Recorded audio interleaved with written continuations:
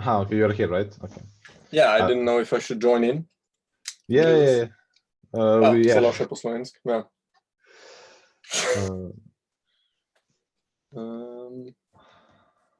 Koliko se še malo počaka?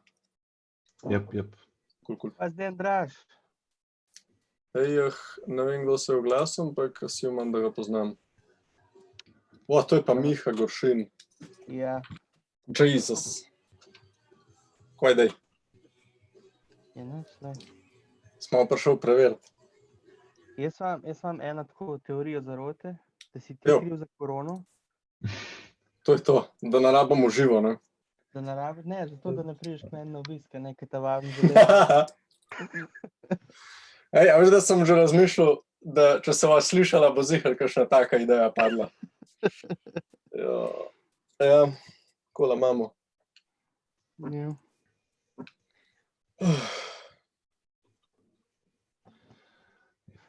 Like us 3 more minutes and then we will slowly start.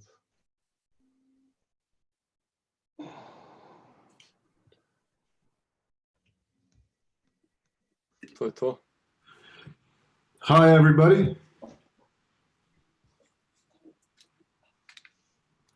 Hello. Off to a great start. Yeah.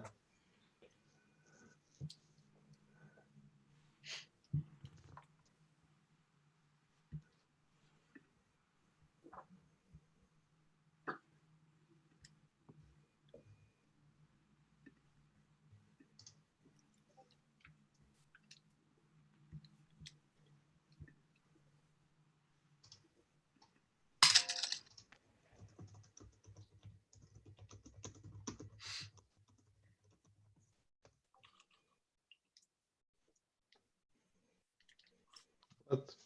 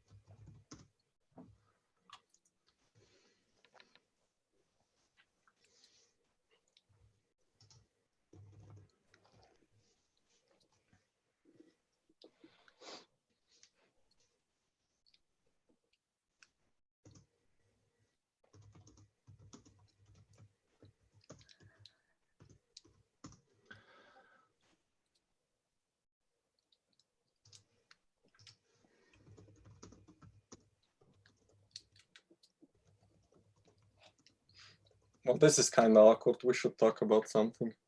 yeah. That's true. Šefica mi je podarila knjigovico iz jugoslovanskih časov. To je tako zelo dobra šansa, da so kakšne rasistične šale not. Pa veš, kako so seksistične. Pa to, ja. Ampak to so une šale, ki tudi ne narediš. Ki sploh ni smešno. In potem se sestanke zapomnim kakšen vic in ga povem in me vsi gledajo, kar da ne vem, je nekaj narobe z mano.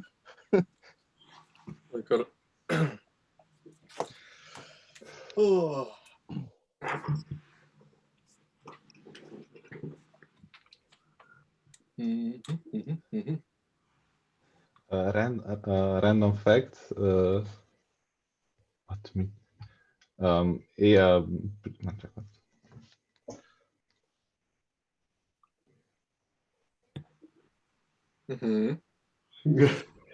leave us hanging. Random fact. 21 sludite gledam, Andraz, mislim, te bo gledala, I guess. Cool. To je tak sweet spot. Lih toka za blackjack hočeš.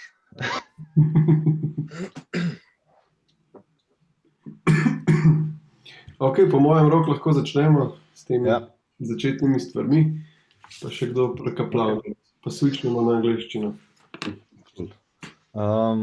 Yeah, so hello everyone, whoever is watching.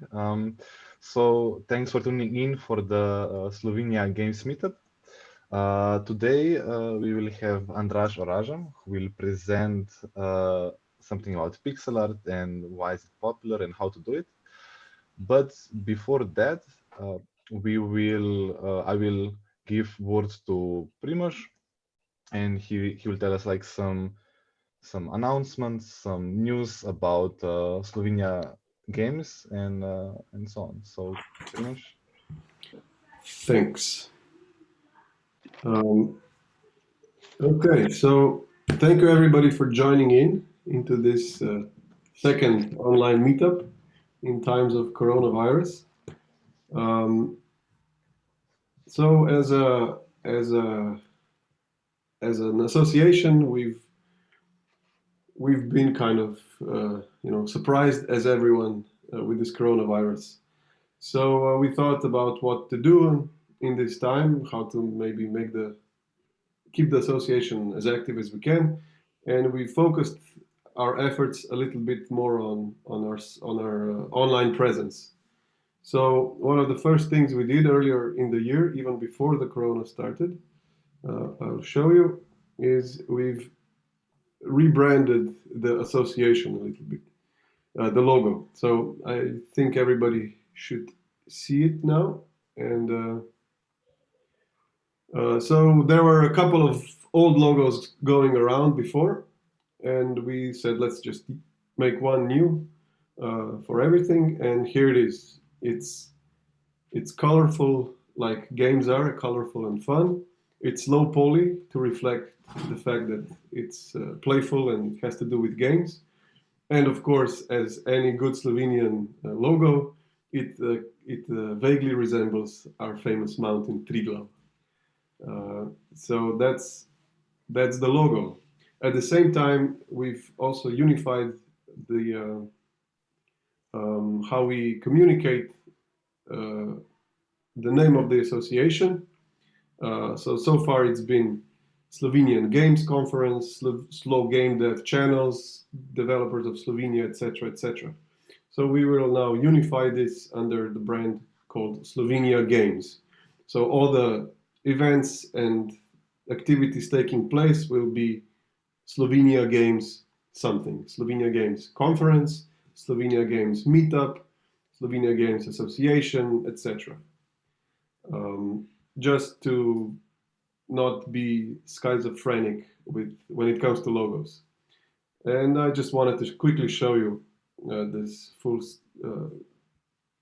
what this logo may look like in different settings and different environments. So a big thank you goes to Aida and Tadej and Urban, who have been kind enough, and maybe someone else I might have forgotten or didn't even know, that contributed to this and basically did this in their spare time and on such a professional level.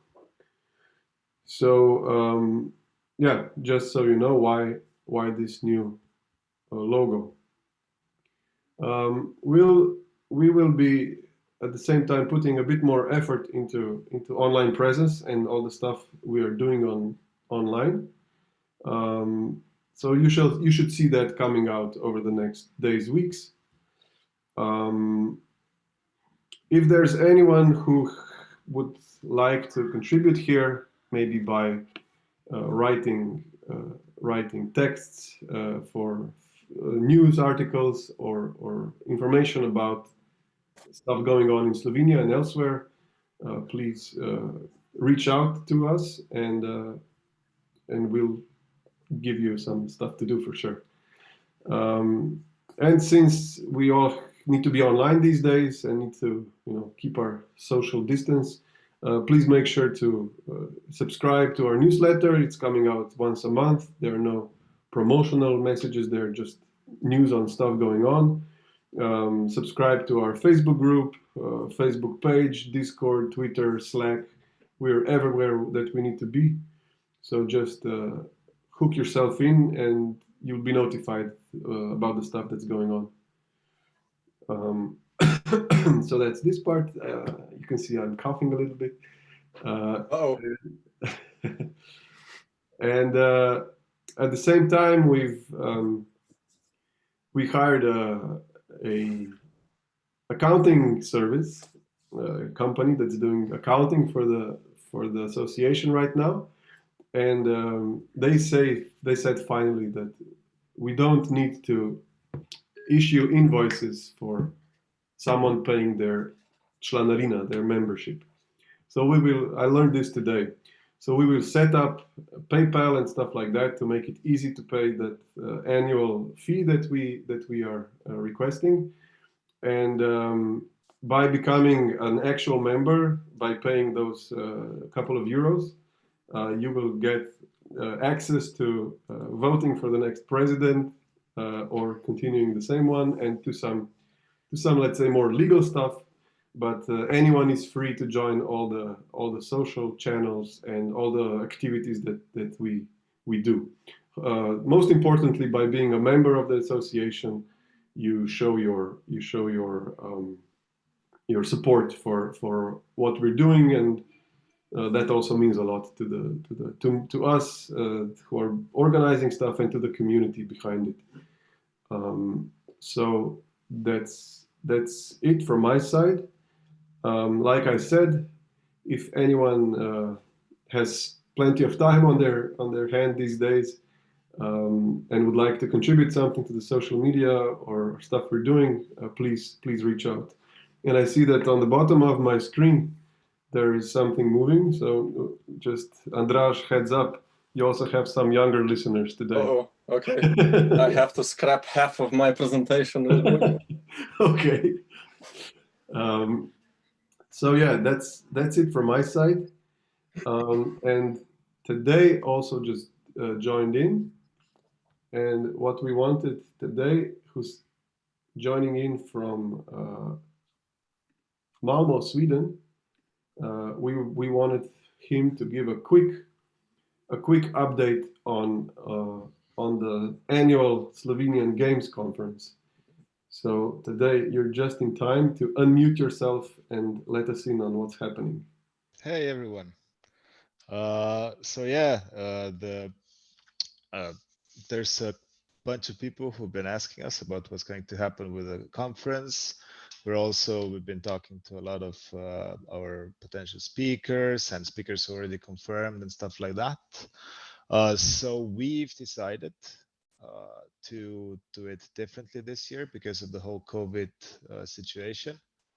And we will not be doing the conference in the same dimensions. We will instead focus this year more on the online presence, on events that we can do and offer at a safe distance to everybody. And we'll see about potentially having a more low-key face-to-face presence at the usual venue or some other venue in Ljubljana, but we just have to understand how the events will unfold in the future, in the following months. Like things seem to be improving a little bit in Slovenia, people loosening up. Here in Sweden, we're still just basically ignoring Corona to a large extent, and working from home, of course, but people are out and about and parks are full and all that. But there's still, every country in the world has large events banned currently. We cannot say when this ban will be lifted. We would like to ensure the safety of everybody who wants to hang out with, So yeah, it's just doing the same kind of dimension. Like last year, we had almost 600 people at the conference, and for sure, this kind of event this year is maybe unrealistic. But we are all super committed to keep doing this as every year, next year, the year following, get bigger, better with everything. We have a lot of speakers who are excited to share their knowledge through us. Maybe we'll get some of them for an online thing like today. maybe we'll just reschedule, because a lot of speakers are excited about visiting Ljubljana. We want to, give them that opportunity. Yeah, so we're still here. The team is working tirelessly on creating interesting content, trying to add value to the community in Slovenia and in the region. Yeah, this year the virus basically changed our plans a bit, but yeah, we'll keep kicking. And I think this is a great opportunity for all of us to learn how to share knowledge online better as well. Like today with Andraz, next time with somebody else. I think the whole world is learning this, which is great for also people who like working from home, like so that they can join communities. It's great for me because I live in Sweden and I haven't been able to join any meetups in Ljubljana. And I'm really happy that, Rok, Primož, and Domen and everybody else is putting in so much great work that we can make these things happen.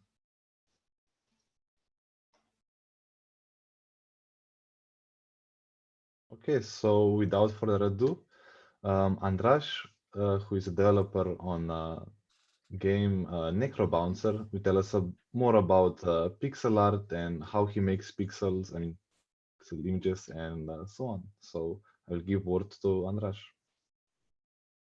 Okay, so thank you. Should I just share my screen now? Yes. Yep. Okay. Let me just find it.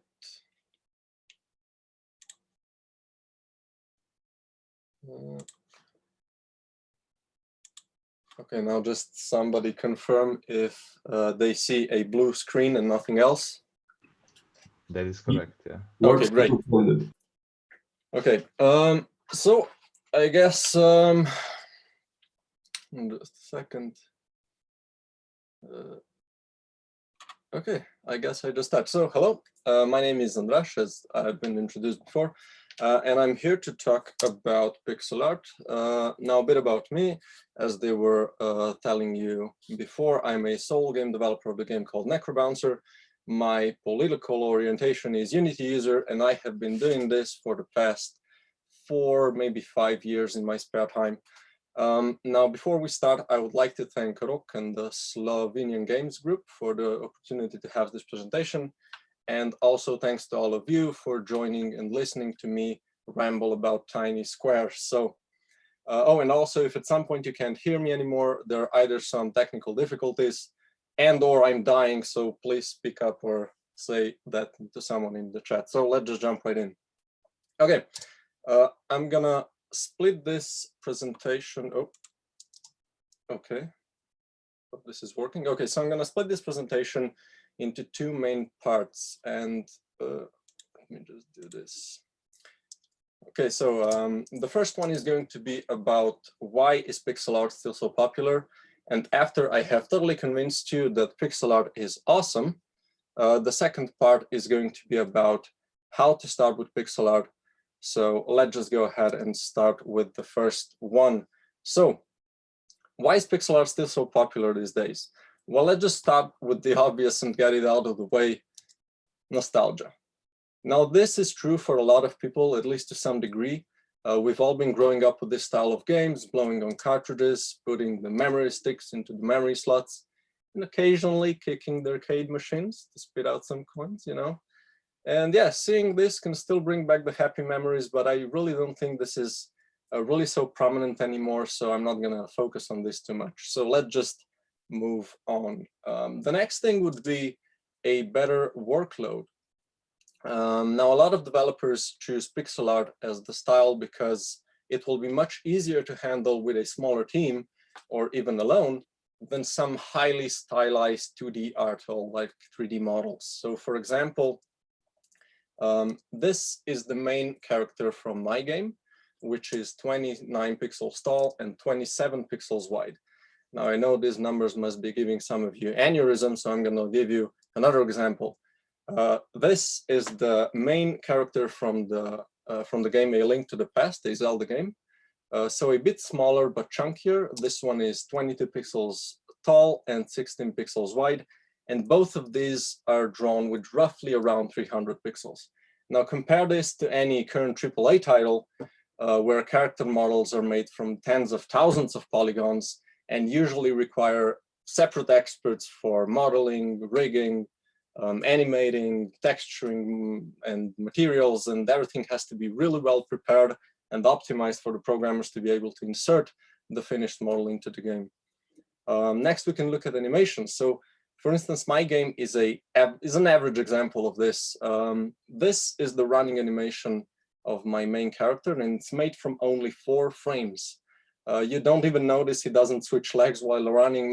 You might notice this now, but in the game you can't really see it. Now,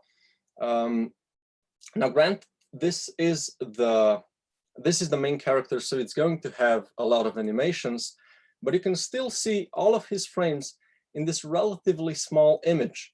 And as you can see, it's not this scary of an amount, and a lot of them are similar, are just drawn from the other side. And all of this makes for a much more reasonable workload than modeling, rigging, and animating, and everything that comes with 3D, with a 3D game. So these are just some reasons that we can get great games from solo developers, such as Axiom Verge, Papers, Please, Undertale, Stardew Valley, and we could go on and on. Like, there's a lot of really good games that come from solo developers. And yeah, these are just a few examples. Now, again, this was quite an obvious point. So now let's get a bit deeper. So, excuse me, I need to just, that's what it's called, an intermission. Okay, next thing we're going to talk about is that low resolution hides errors. Now, what that means is that pixel art is a style of limitations, and people are not subconsciously looking for mistakes. So unlike in 3D games, where a weird muscle movement, especially on the face, or when they're talking, or in the middle of cutscenes where the characters are shown up close, can really break the player's immersion, because humans are great at detecting the unnaturality of the natural world, especially on humans, which is why artificial humans, like in video games, can sometimes look really creepy and weird if they mimic the people poorly.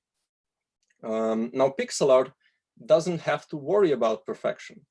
This is where the imagination comes in. So a lot of times nowadays, you can see AAA games as watching movies because the graphical quality has reached such heights. So in the same way, you can look at pixel art games as reading a novel, because they expect a human input of imagination.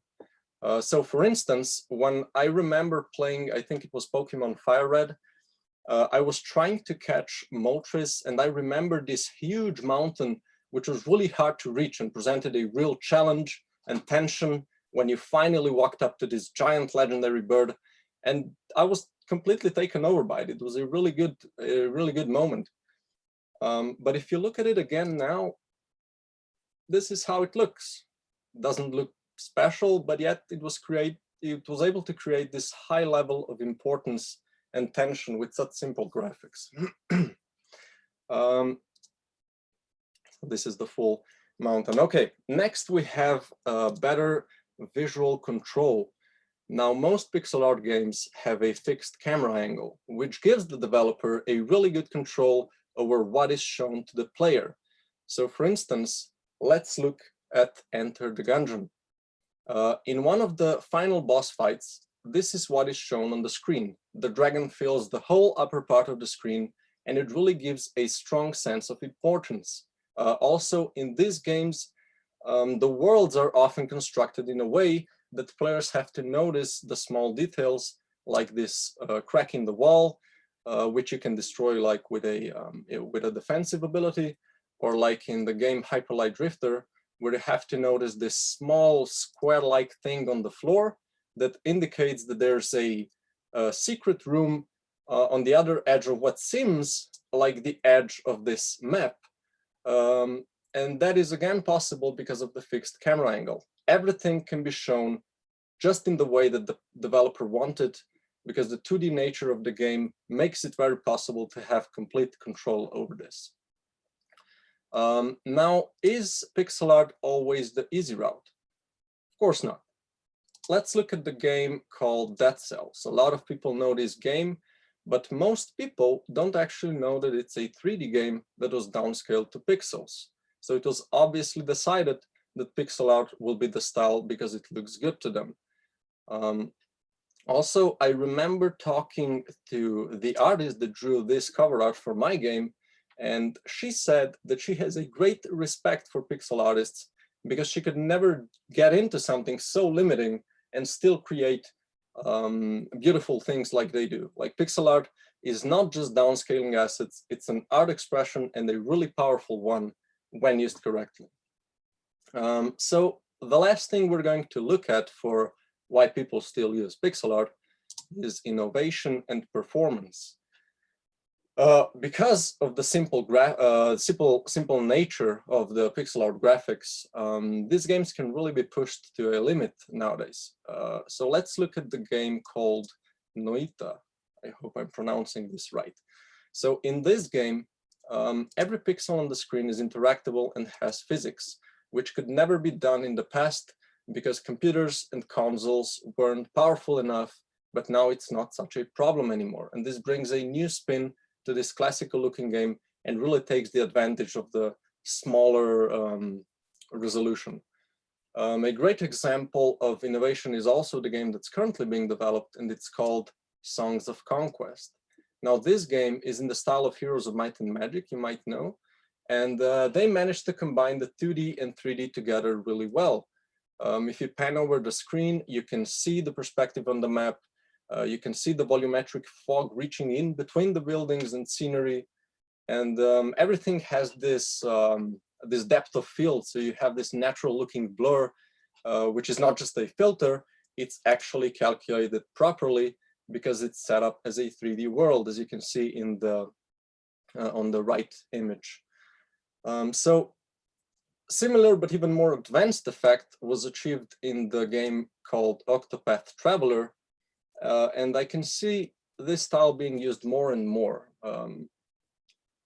So as you see, pixel art games don't really have to be confined to some 320 by 240 pixels or something like that. It can just be used as a graphical choice. So let's look at Celeste, for instance. Celeste is a pixel art platformer, yet it has a low poly 3D menu, which gives a bit of a better feel for the mountain she's climbing. And the dialogues have these high quality raster images and sharp looking text that brings the characters a bit more life. So the possibilities really are endless with this. Okay, so some final thoughts on the first part. I think pixel art has a bright future ahead. More and more people are drawn to this style, and they're figuring out new and exciting ways of its use. And it's really not driven by nostalgia so much. For me, I fell in love with the style a long time ago because of the way the games were presented in this form. Even though one of my favorite games, if not the most favorite game, when I was growing up, is Super Mario Galaxy, which is obviously far from the style. And I'm really not drawn back in time when I'm looking at pixel art games, especially because they're polished to such perfection these days. Except if the game is, of course, going for a more retro look, which also happens a lot, but that just shows how timeless pixel art games are. As you know, people still love the classical looking Mario when playing the very successful Super Mario Maker. So that concludes the first part of my presentation. Now, hopefully you're still interested to hear a bit about how to get into this awesome style. So let's just go ahead with that. As I said before, the second part will be about how to start with pixel art. Now I'm going to go over some basic things that can really help you at the beginning. So things that I wish I knew when I started, because the problem is if we had the time and the attention span, I could go on about these things for days. So I'm going to try and be brief. So the first thing we're going to look at is some good software you can use. Now, I'm going to go quickly over this because I am not an expert. I haven't tried all of them, but I can guarantee you that Sprite is perfect for this. It's what probably most pixel artists use besides Photoshop, and Photoshop is obviously also really good. The problem with Photoshop is that it can overwhelm you with its abundance of features if you only want to do pixel art. Also, it's quite pricey, where pixel art is only like 15 bucks, which is an amazing price for such a good software. And I swear I'm not sponsored by them. Now, there are also many free options, as I said before, but I haven't tried any of them personally really much. But as far as I've given them a quick look, they can all give you everything you need for pixel art. So a quick Google search will give you plenty of good options. I just don't want to blindly recommend any of them since I haven't used them myself thoroughly. Okay, so now let's get to the juicy part. So the next thing would be, or the first thing would be choosing a correct size. Now, this is really important when you're starting with pixel art, is you start with something small. Don't go too big too soon. Bigger does not mean better in this case. So we can split the pixel sizes or pixel art sizes in 3 groups. And that's at least how I do it. So you have a small size, which would be up to 24 pixels in any direction. Then in the medium size, you'll go up to 64. And above that, you have the large sizes. Now, I would recommend you to start at the small and medium size. So you get to know the style before moving on to bigger sizes, if needed at all. Like me personally, I love the middle and small range. It's where I do most of my stuff. And we're of course talking about characters and items, because like background, scenery, houses and stuff like that can of course be much bigger, and it won't be too much of a problem, especially because you usually don't have to animate it. And even if you do, the animations will probably be simple. Except if you want to like make some big boss fight or something, that can be a bit more challenging. So definitely try to learn in the small, and then later in the medium size, and then move on to bigger sizes if needed. So the next thing would be building blocks. So this is more of a general drawing knowledge, when you have to draw things up with simple shapes, and only after having a good foundation, you start to detail and polish. But a lot of times, when I see people starting with pixel art, they don't follow this basic rule, because it seems like you have so little to work with that you can just go ahead for the finish right at the start. Now, that can work if you're drawing something really small, like some items or some organic thing, because it doesn't have really some proper structure. But other than that, you should start with the basics and then polish it up step by step. You can see a great example in the middle for like some scenery. And we're going to look at another example for like for a character. So you would start with something like a sketch like this. Now, as you can see, there's like some lines for the legs and the arms, and some circles where the joints are. It's also a good practice to use different colors for your base, for like different parts of the body, because it's going to be easier for you to see what you're doing. So after this, you would draw in the meat of the thing you're drawing. So get the thing to a silhouette, see if it looks okay, if it feels right, and then after, it's just a simple task of coloring in the details. Now, speaking of details, do not over detail. Now, this one is really important, I think, so I'm going to split it in 2 parts. The first one is going to be colors.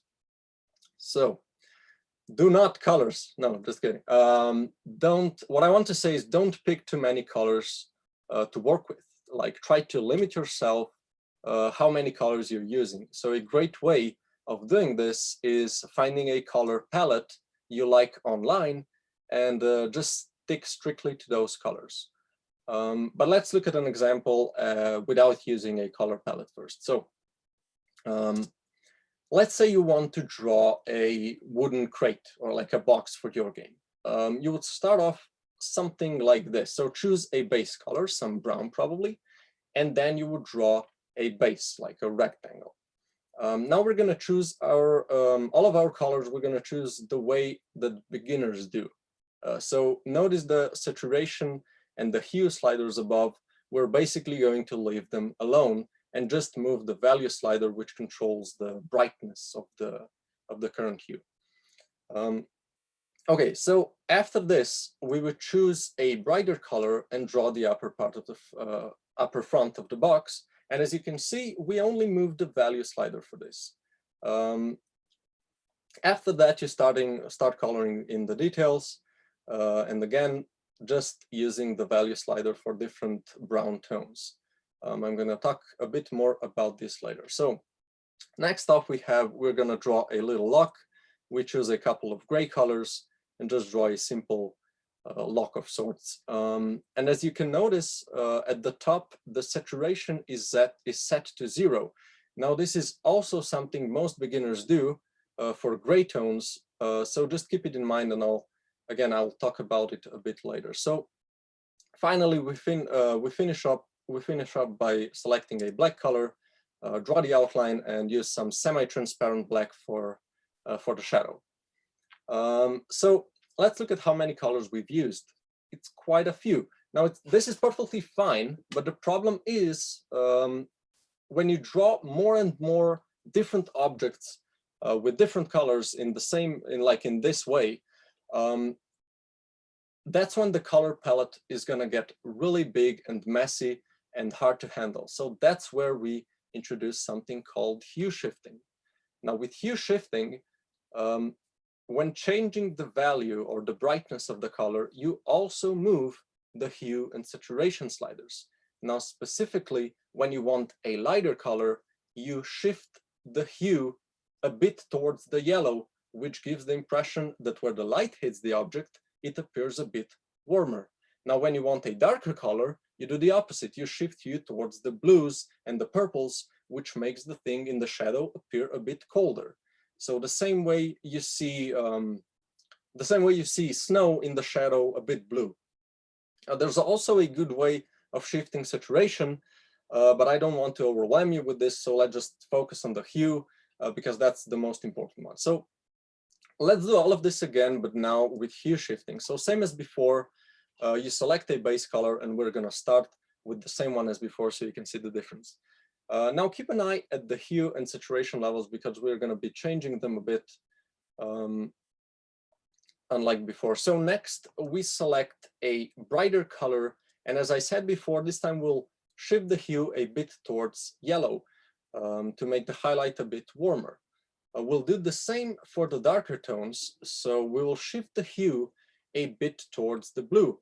And another thing to note here is that we reuse the base color for the highlights on the top, or the lines on the top, which saved us one color from our palette. And that's really important to do. Next off, we really need to just choose 2 different shades for the steel lock, because we can just reuse the darkest one of the existing colors. Now remember from before when I said that most beginners leave the saturation at 0 for gray tones, we pulled up the saturation a bit, and we brought the hue somewhere to the blue colors. Now this will give the steel a bit of a colder and more natural look, so always try to avoid having saturation at 0, because there's always at least a bit of color in everything, except of course if you're going for a specific style, then that's of course fine. Now finally, we'll just reuse the darkest tone we already have on the box for the outline, saving us yet another color, and also this gives the box a more of a natural and less disconnected feel. So if we look at how many colors we used, they've been cut by 1/3. And the more objects you have, the more noticeable this difference is going to be. So for example, this is a couple of objects from my game drawn in the beginner's way, let's say. Now, as you can see, there's quite a lot of colors for so few things. And that's because I chose colors for each object separately. And I didn't confine myself to a palette. Now it looks perfectly fine, But let me tell you that the more objects and scenery you'll add in this way, the more everything will feel disconnected. Now, this can, of course, be the style you're going for. So let me just say this one last time. Don't take this as a rule. It's just a good common practice to keep in mind, especially if you're just starting with this and don't really know exactly what you want to do. So now let's look at the other way of doing this. So this is actually how things are in my game. I reused as many colors as I can. I didn't select new ones for similarly looking stuff. And of course, I hue shifted all of them, which gives them a more vibrant and lifelike feel. And also notice the red shading on the Paladin's armor. That's a good example of reusing the same color for something else. So I used the same purple for all the objects, so I could shade all of them. And this is really prominent with darker and brighter tones, because all of the bright tones are going to go towards the yellow, and all of the dark tones are going to go towards the blue or the purple. And that gives you a really good chance to reuse the bright and the dark tones for a lot of different objects. As you can see, all of the colors go towards the same color, towards the same dark shade, or should we say. And also you can see that I've used the highlights for the mace and his helmet. Those are also the bright pink, which kind of gives it the feel like there's some pink lighting in the scene or something like that. Okay, so that was the colors. Now let's look at details. Don't draw too many details on your sprites. Try to focus on a couple of important details instead. So let's just look at some examples. This is the Mario sprite you all know and love, and there's only a couple of important details that you need for this character to work. You can see his red overalls because of the straps and the buttons. You can see his mustache and his red hat, and that's more than enough. You wouldn't want to see something like this, like with the shirt and the shoelaces and the watch and glasses and stuff like that. It may look like, for like an image, it may look okay, but in the game, it's gonna look way too messy. And like if you try and animate this, you're just gonna lose your mind. So try to only focus on the important details and really emphasize on those. So the same goes for the scenery. So let's look at an example from my game, but this time we're going to do it the other way around. So this is the wall tile or a pillar of some sorts, and I've pretty much covered every pixel with some sort of detail, and it's really not necessary. So now let's look at the actual one I used for my game, and as you can see, I kept it much simpler. I only hinted the brick structure with a couple of bricks, and I just kept everything a bit more clean. Now this is even more important for scenery because you want to push these things to the back so that the player and enemies and other like interactable stuff can stand out a bit more. And making the background less detailed is a great way of achieving this. There's of course a lot of other, maybe even better ways, like having the foreground a bit brighter and the background darker, or maybe choosing like complementary colors. So for instance, if you have like the yellows for the interactables and the purples for the background, that can also make a really good distinction, so the player knows what he's playing with. Now, as I said before, I could talk about this stuff for ages, but I really don't want you to sit there listening to me forever, or maybe you're sleeping, I don't know, because we're online. Anyway, we'll look at one last thing, or one last tip, you could say, for starting with pixel art, and that thing is imitation. Now, what do I mean by imitation? Don't think you have to figure all of this out on your own. Nobody learns these things by themselves. We all need help, and a great way of helping yourself to learn is to try and imitate other people's art. Don't be ashamed to redraw something you see. because that's a great way of seeing and getting a feel of how others do it, how the really good artists do it, and then you can try to reapply those techniques on your stuff. Now I will post a link of this guy's page. He worked on some really awesome looking pixel art games like Towerfall or Celeste, like we've mentioned in this talk. And on his page, he has a bunch of one-GIF tutorials, like the ones you can see here. And they can really help you get started if you want to draw something like maybe more specific. This way of learning is especially important when starting off with animation, because there's a lot to learn how to animate pixel art really good, because you're limited by not as many pixels, and that can be a big challenge. It's also really important to look at examples like this when trying to draw some effects like wind or fire and stuff like that, because it's really hard to draw something so abstract like the movement of the elements. So it's really crucial to see some examples like this first. So going through this page would be a really good start. Maybe look at a couple of them, try to draw what's on them if you like them. But trust me, like once you start looking at his one-GIF tutorials, you won't be able to start. They are really awesome.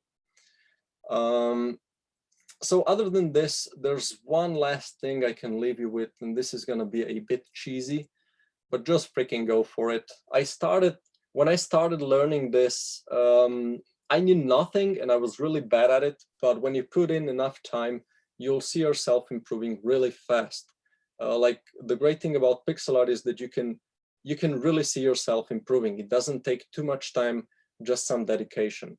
And to help you with that, a great way is to have like some sort of a project, some sort of a game you're working on, so you can test your art that you're making, because it's really rewarding to see it in action.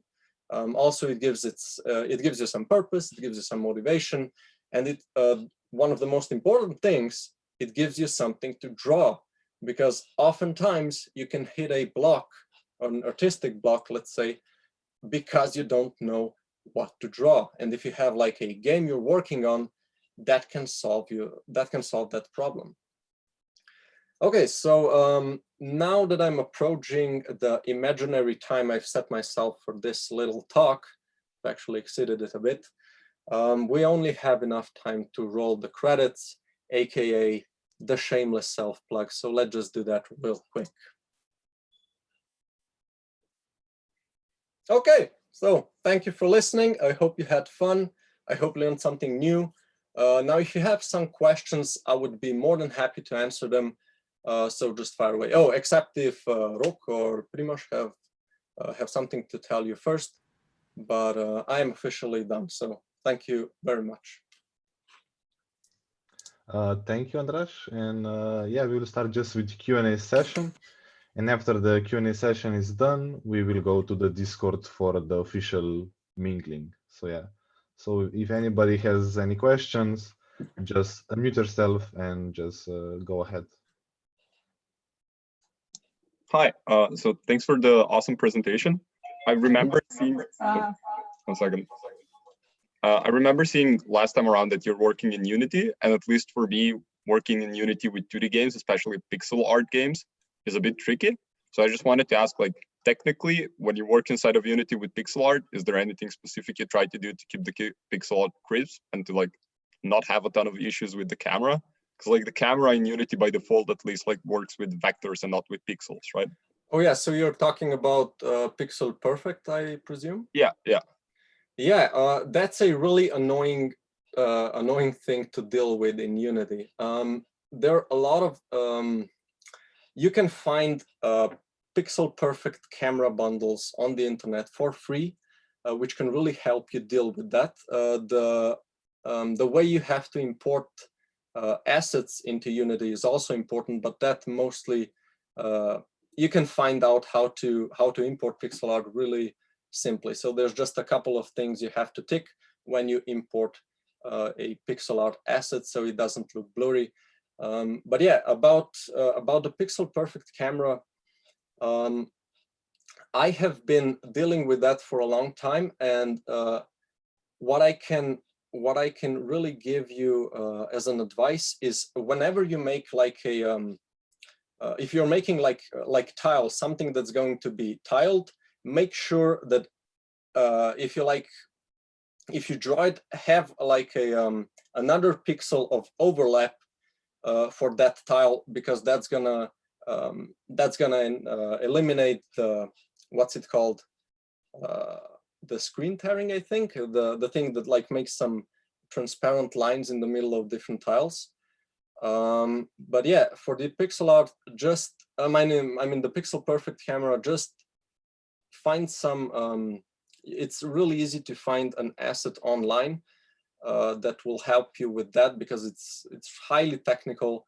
I couldn't do it on my own, and even if you don't get it to work, there are some amazing pixel art games like Broforce, for instance, that didn't care about that at all. You can see pixels jumping left and right, and it still looks great, and the game is super successful. So if you don't figure out how to work that out, you shouldn't be worried too much, because people don't notice it.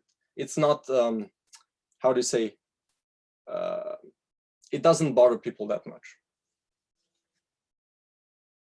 I hope that answers the question. Yeah, it does. Thanks. It just feels like a lot of times in Unity, working with pixel art feels like you're working against the engine, right? Like it feels like you're just fighting it and trying to get things to work, which is kind of ironic considering it's supposed to be like the less processor demanding thing to do using pixel art and using any sort of other art. But yeah, thanks. Yeah, and you're right. It is called Unity 3D for a reason. They've been making huge improvements for this, but yeah, they still have a bit of a way to go. So yeah. Anyone else? Then I have like one or two questions. The first one is, what are like some artists, I mean some pixel artists that you're like inspired by, or you look up to them, or like maybe some games that are like good for a reference? I mean, you showed some of them, like Celeste and so on, but what is like your to-go guy? Yeah, so that's the guy that I've showed. Oh, I want to post the link to that web page. Should I just do it in chat, or where should I do it? Yeah, you can just do it in chat. Yeah. Okay.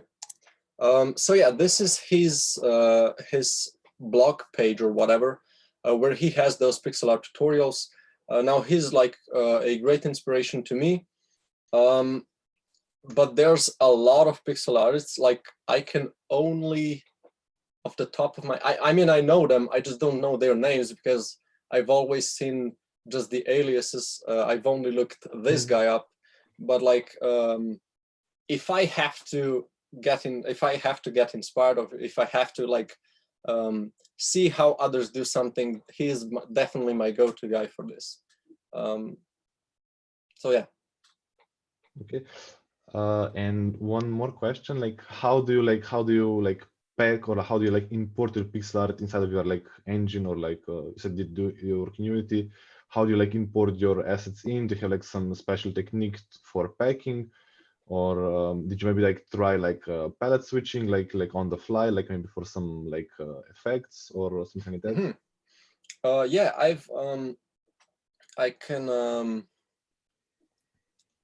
I can show you an example. So for me, I always just import assets in the way that I've like the picture that showed all the different frames for my character animation. That's just a PNG, and I imported into the Unity, nothing special. But yeah, I have been playing around with some shaders that like change all the colors of so like it would be easier if I showed an example, if I may. Yeah, go ahead. You can share screen. Okay. Okay, so you can see my Unity, if I'm correct. Yeah. Okay. Yeah. Okay, so for instance, I have, oh, let me just go into that scene. My brain is melting. Okay, yeah, this would be the one.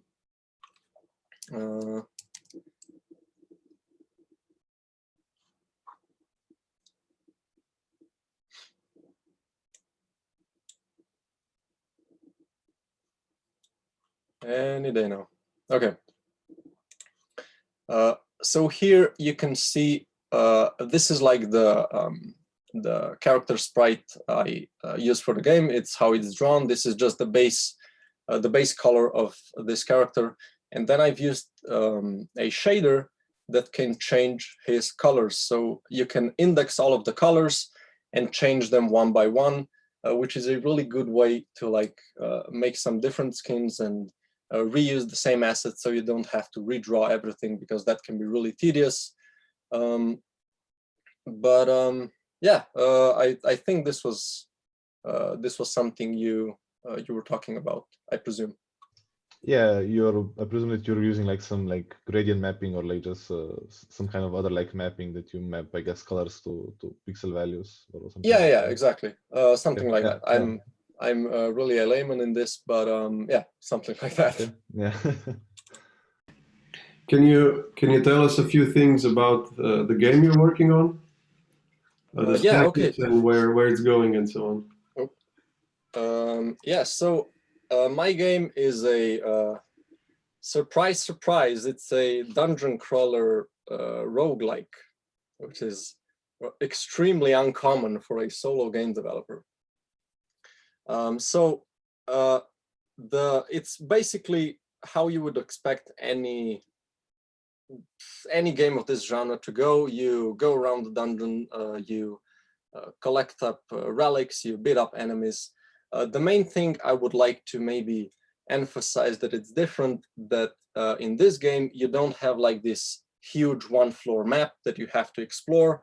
It works on a room by room basis, and every room, so you beat one room and then you go to the next room. It's like you can't go back to the previous one and stuff like that.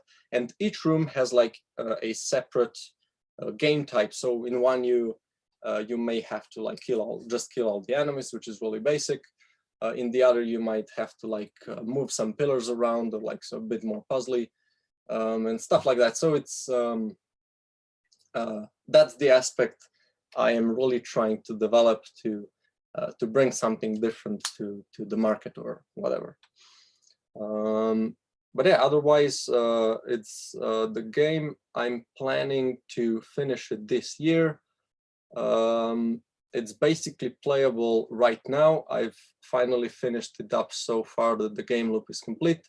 So I'm just actually adding in more and more content. So the game will be enjoyable for longer, I hope.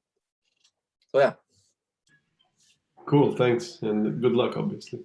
Yeah, thank you. Are you working on this alone? Yeah. There's one guy that was making the music for the game, but I'll see. I might have to write some things up my own now. But yeah, mostly the music is, as far as like the most base. The music is written already by another guy. It's the least music you need for a game to work. That's what I wanted to say. I was hoping to get more different songs, but we'll see how the money goes with this, and I'll see if I'll be able to afford it. But yeah, other than that, I'm working on it alone.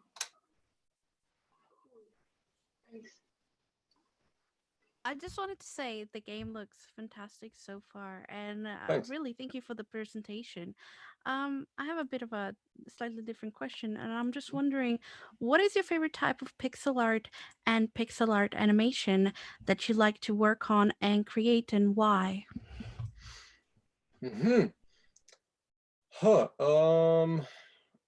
So I don't like making big stuff. I hate it. I hate doing scenery. I don't have a good feel for it. I'm trying to learn how to do that a bit better. So I enjoy more like making characters, making like items. That's what I really like. Probably items are my favorite thing to do. So like, for instance, I can show a picture. It will be easiest to show like that. Just a second.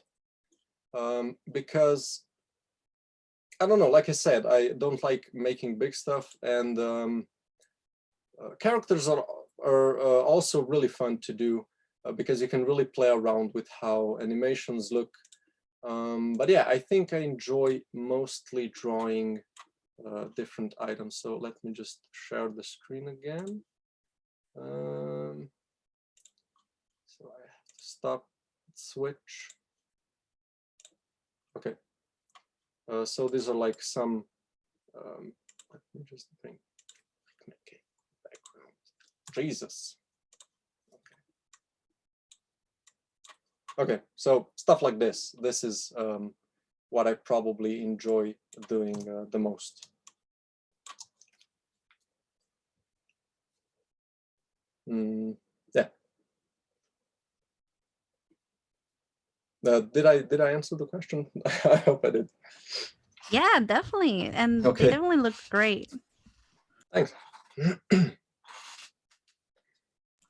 And is there any way that you're specifically tackling when it comes down to choosing certain items to design for the game? Is there any kind of a mind process or development, as in like you're approaching different kind of other artists' art, real life objects? What is kind of like your workflow and the mindset? Yeah, so for me, I first, like for the items, before I draw the item, I know what I want the item to do, and then I try to figure out what would be like something that would make sense for that effect. Like for instance, what was like some hard one? Like this one, this is a soul recycler. Can you see the mouse? Maybe I can just draw it up. That already sounds great. So this one, okay, Jesus.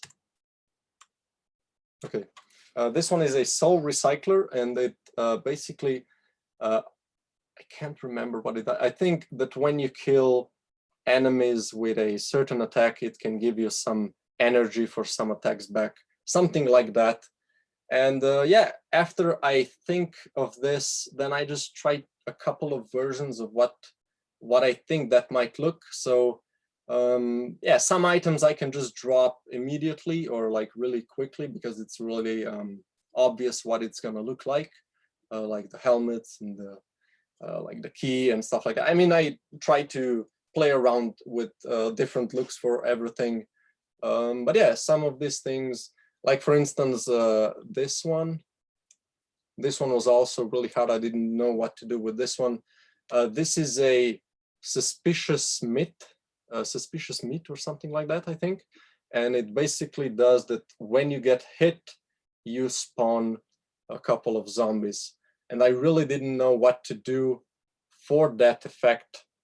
So yeah, I don't know, suspicious meat popped into my mind, and then I was playing around a lot with how to draw it, and this was the end result. So a lot of playing around, trying different things, I guess. Awesome. I'm actually really glad that I asked that because the whole soul recycler and suspicious meat, I think that's just a brilliant idea, and I like the way you depicted it, and it's really funny. This Darko has a question that he typed out. Is basically, how do you approach animation? Yeah, the animation is so like for simple thing. I'm gonna let's talk about characters because those are probably the hardest thing to do. So mostly when you have, like, for instance, a let me do. I'll figure out how to do this. I'm an expert. Thank you very much.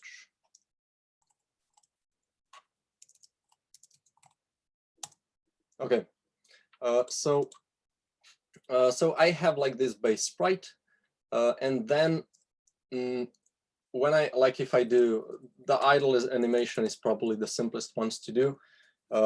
I always just you just duplicate the layers or the frame, and then I don't know, for idle you just maybe push the legs down a bit, maybe push the head up a bit so it has like some sort of a speed. Maybe it can stretch a bit, so like this wouldn't make sense for idle. Like this would be for something more bouncy, and then you just I don't know, maybe duplicate this layer again,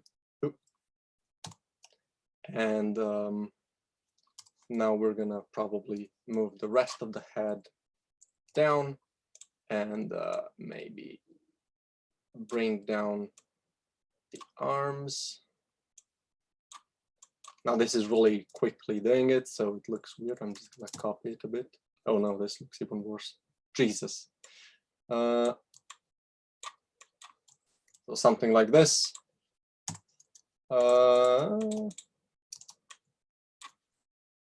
Working under pressure. I love it. It's working out great.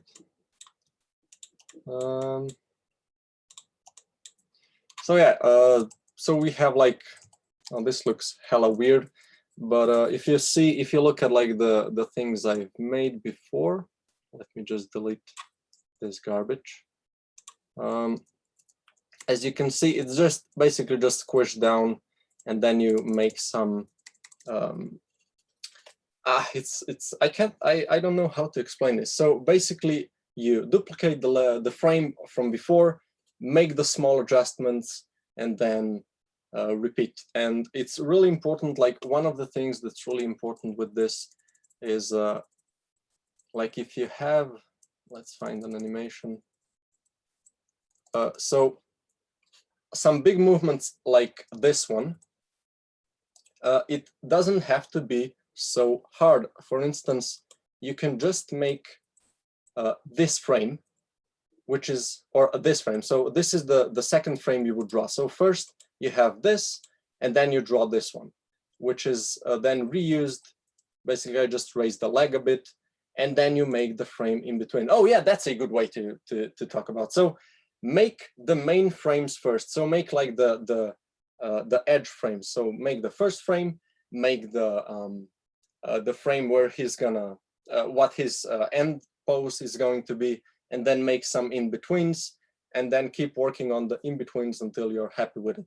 And also a lot of times with these big movements, you can just go straight to the last to like the edge frame and just make some motion blur, and then on the next frame just delete the motion blur, and it's gonna look fine. And just maybe make some small pixel adjustments, and yeah, I think that's a nice way of going about it. Also, don't focus too much on looking at separate frames. Like for instance, if you look at this frame, it doesn't make sense, like this one or this one. It looks weird, but when you're looking at this in the animation, it looks fine.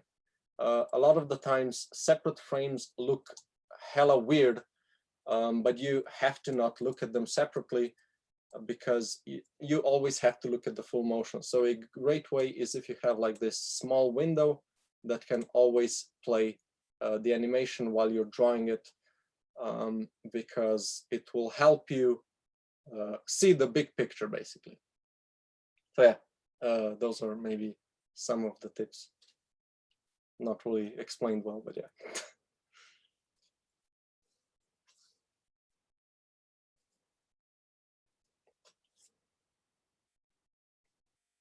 Any more questions? Yeah, hi, I have a question. Obviously now you've practiced enough to have a decent speed in creating these animations, but do you remember how much did it take you, like for the first character animation, or when you start, and compared to now? Yeah. For a same-sized character, it definitely has improved, I would say, maybe by half, maybe. The reason is, like, although I've gotten a lot better and a lot faster, is that I also oh no, actually, yeah, I'm a lot faster. Scratch that. I'm a lot faster. I've been doing the first animation for maybe a whole week, and I was home then, and I was drawing a lot. Yeah, I do it a lot faster. The thing is, you start to realize, you start to see things, how things are made, and like the thing I said before, I started not to focus too much on the separate frames and try to look at the big picture. So the process got much faster just by doing that. And yeah, of course, you get used to the style, and you get used to the software you're using. That's also a big part. Like, for instance, before I outlined everything by hand until I found a tool for that, which you can imagine how dumb I felt.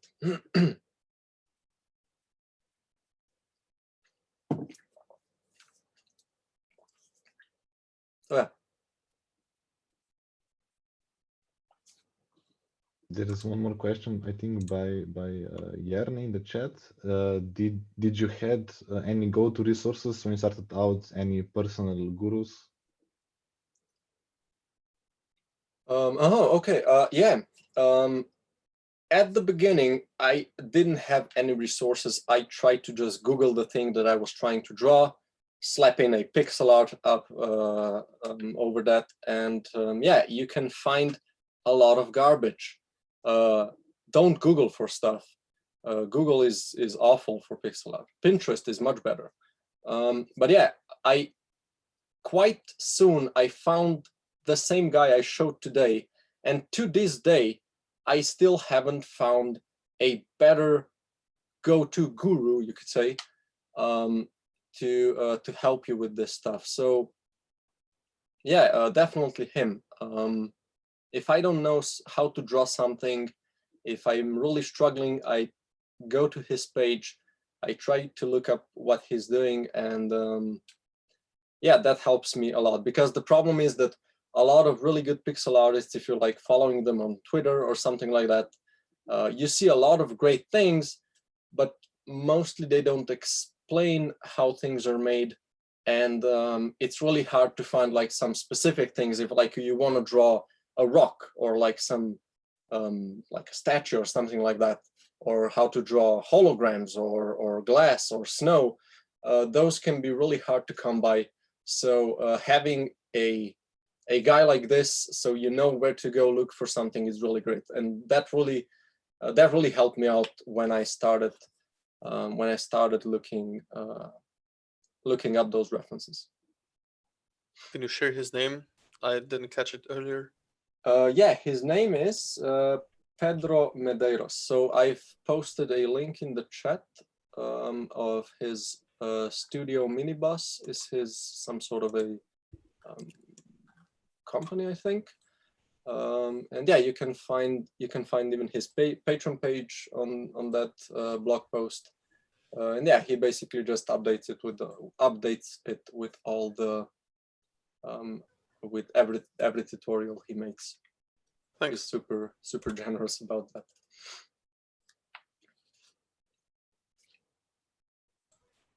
I was gonna say that your animations look great. Thank you. It's a non-pixel art related question, and I really enjoyed the presentation, and I was wondering which software did you use for the presentation? It didn't look like PowerPoint. Yeah, I used Keynote. It's like PowerPoint, but from Apple. So it's the same way, but yeah, it's I like it. Yeah, thank you. Yeah, sure.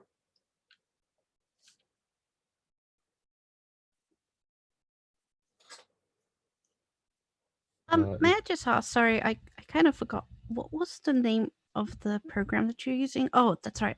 A Sprite. Yeah, A Sprite. I'm gonna put it in chat as well. Sweet, thank you.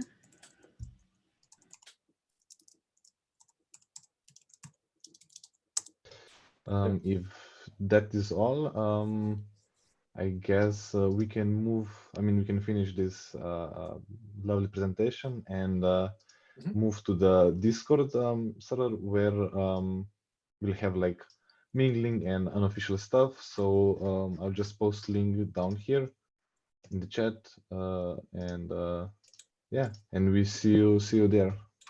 So thank you again, Andraz, and yeah. Yeah, Andraz, really thanks a lot for putting a lot of time apparently in the presentation. It was really awesome. Yeah, so thanks. Of course. Thank you for having me. Thank you very much. Okay, Okay, yes, that's it, and see you guys. Okay. Bye-bye. Bye-bye.